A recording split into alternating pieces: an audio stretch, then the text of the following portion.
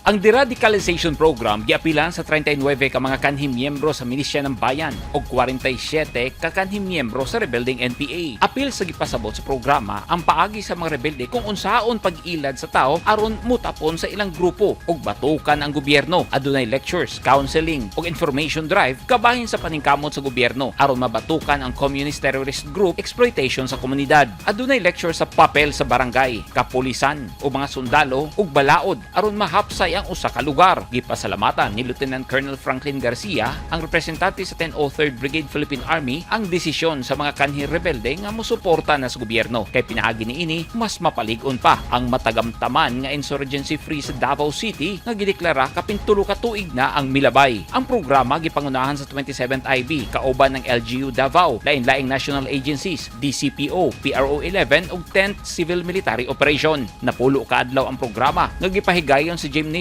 sa Barangay Malabog, Paquibato District, Davao City. Usa sa kanhi rebelde ang nagsulti atol sa sesyon nga ang gobyerno lamang ang makahatag og gustong direksyon sa mga kanhi rebelde nga mibalik na sa sabakan sa balaod ug kasiguruhan sa ilang pamilya ug bag-ong kinabuhi. Pinaagi sab sa programa magsilbi kining tulay alang sa assistance nga madawat sa mga kanhi rebelde pinaagi sa Enhanced Comprehensive Local Integration Program kon ICLIP.